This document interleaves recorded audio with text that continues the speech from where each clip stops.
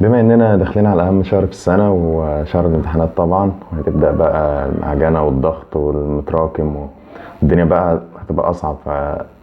فطبعا ده ظروف مختلفة خالص، فبيتطلب منك بقى الكلام ده طبعا للثانوية وكلية معظم كل الناس دلوقتي داخلة على الامتحانات.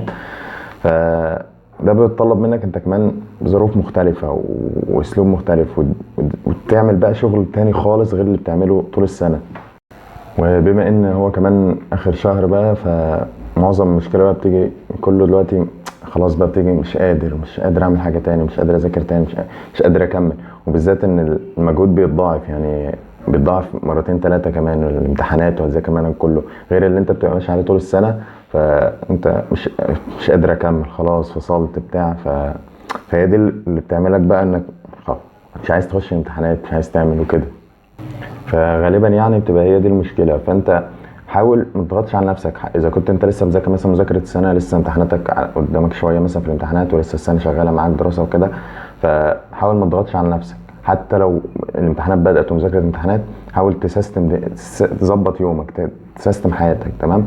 ولو مثلا زهقت من بقى انك طول السنه بقى لك مثلا 5 او 4 شهور بتذاكر وبتاع وخلاص، مش قادر بقى، مش قادر ترجع منهج تاني وامتحانات وكده، فالحل بقى انك تغير الاسلوب بتاعك، تغير طريقتك، تغير طريقه المذاكره اللي بتذاكر بيها طول السنه، تغير المكان، تغير وقتك، تظبط يومك. فحاول تخلي الدنيا مختلفه شويه عشان تعدي الشهر ده بسهوله او الامتحانات، لان هو موقف صعب. ودايما افتكر ان او خلي في دماغك كده ان هو ده اخر شهر، يعني هو اخر شهر في سنه، يعني بعده بقى الفرج واجازه وهتفرح وهتقعد براحتك وتعمل كل حاجه. ف ودايما اي حاجه صعبه بتعملها كده، ان بعدها هيجي بقى الراحه وتنبسط والدنيا هتبقى سهله وبتاع، فعديها بقى وخلاص. يعني ما تخليش مثلا توقفك عشان خلاص اخر كام يوم، ما تخليش السنه كلها تضيع عشان ده. فهي كده كده هتعدي. فحاول تخليها بقى تعدي وانت مبسوط. يعني حاول عشان توصل اجازه ريح بالك وريح ضميرك انت كمان، وسهل بقى الشهر ده، اعمل اللي عليك كله، ذاكر، اضغط نفسك شويه بتاع. فهو كده كده في الاخر هيعدي.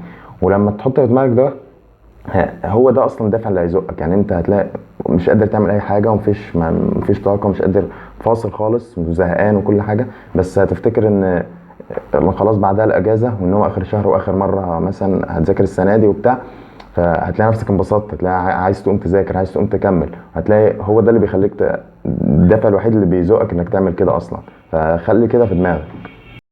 عارف دلوقتي انت هتلاقيك تسأل نفسك وبتقول طب انا مش قادر برضه، مش عارف اعمل ايه، طب اغير السيستم بتاعي ازاي، اظبط حياتي على الشهر ده ازاي، خليها مختلفة عشان امشي مع الشهر الصعب ده. مش قادر برضه، مش عارف اخش. هي الفكرة كلها ان هو في حاجتين، او حياتك كلها في الشهر ده هيبقى فيها حاجتين بس هما اللي تهتم بيهم، هما اللي تحاول تظبطهم وتسيستمهم. ولو هتغير فيهم هتغير في دول. الحاجتين بقى ايه؟ هو الوقت والتركيز، بس دول اهم حاجتين تهتم بيهم. هتلاقي الدنيا بعد كده ماشيه معاك بكل سلاسه. طبعا في حاجات تانية كتير، حاجات كتير، يعني اكل، شرب، نوم، ريست، بريك، حاجات كلها عاديه، بس مش محتاج ان اتكلم فيهم. بس هو اهم حاجه في الشهرين دول هو الوقت والتركيز زي ما قلت. خلينا نقول اول حاجه دلوقتي الوقت. حاول تستغل كل الوقت على قد ما تقدر، يعني ما تفوتش هفوه في اليوم. خلي كل الوقت المذاكره بس. اي حاجه تانية جانبيه هما الصلاه واكل وشرب بس. الوقت بتاع اليوم كله طول اليوم خليه هو المذاكره. استغل كل وقتك للمذاكره. يعني حاول ضاعف وقتك على قد ما تقدر. يعني لو في حاجه ملهاش اي لازمه مثلا كنت بتعملها او كده، شيلها واستغل الوقت ده، فتلاقي الوقت كتر معاك، يومك طول قوي، هتلاقيك بتنجز حاجات كتير، ما اتضغطتش، مش متضايق، مش زهقان من الامتحانات، من مذاكره كتير بتاع. تلاقي اليوم عادي، انت بتمشي يومك طبيعي عادي. وده بس.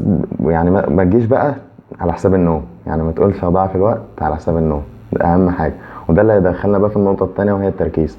ان كلنا دلوقتي وبالذات في شهر الامتحانات تقول لك انا عشان اقعد اذاكر مش هنام بقى، اطبق، انام ساعتين بالليل، انام ساعتين الظهر، وازود وقت المذاكره. ده لا، يعني اهم حاجه اصلا التركيز. يعني ما تعملش الوقت على حساب التركيز، وما تعملش التركيز على حساب الوقت. فاهم؟ فهو استغل الوقت الطبيعي بتاع يومك، بس ما تجيش على حساب النوم عشان ده هيأثر على تركيزك اصلا. يعني زي ما قلت ضاعف وقتك عادي خالص، بس مش على حساب النوم. عشان اهم حاجه النوم، يعني نام بدري واصحى بدري. الطبيعي بتاعك عادي خالص عشان تغطي بوينت التركيز دي. وبعدين استغل بقى كل وقت اليوم عادي، وكده هتلاقي الدنيا ظبط معاك خالص من حيث التركيز، قادر تركز. وبالذات في الصحيان بدري الصبح بتبقى التركيز عالي قوي، والوقت الصبح فيه بركة جدا، فهتلاقي الدنيا معاك تمام وركزت واستغليت وقت كتير قوي. بس دول يعني اهم حاجتين تحاول تظبطها، عشان لو مش عارف مثلا تغير ايه او تظبط ايه في يومك عشان سيستم الشهر ده. فدول الحاجتين اهم، ابدا بيهم، ركز على دول، هم زي ما قلت الوقت والتركيز. هم يعني هو في حاجات تانية كتير، حاجات كتير قوي في اليوم بقى، بس واتكلمنا في فيديوهات كتير قبل كده عليها وكده، بس عشان برضو ما نطولش في الفيديو ده، فهم دول أو اهم حاجه. ولو ركزت على دول بس خلاص، يعني انت استغليت الوقت واستغليت التركيز ان انت ظبطت نومك، فانت مش محتاج حاجه تاني. لان غالبا اصلا هم دول الحاجتين اللي بيخلوك تقول كده، او يخلوك توصل للحاله دي في الشهر ده. مثلا الوقت بسبب انك ما عندكش وقت كافي وتحس انك مضغوط والكم عليك كبير ومراكم وكده، يا اما التركيز مش عارف تركز، مش عارف تستوعب المعلومات، فمش عارف تحفظ او تذاكر، فحاسس ان معكش حاجه من المنهج. تمام. فهم دول بقى حاجتين ظبطهم وان شاء الله يفرقوا معاك قوي. وبس كده عشان بقى وقت الفيديو ومحدش فاضي، تروح تشوف امتحاناتك ومذاكرتك. بالتوفيق.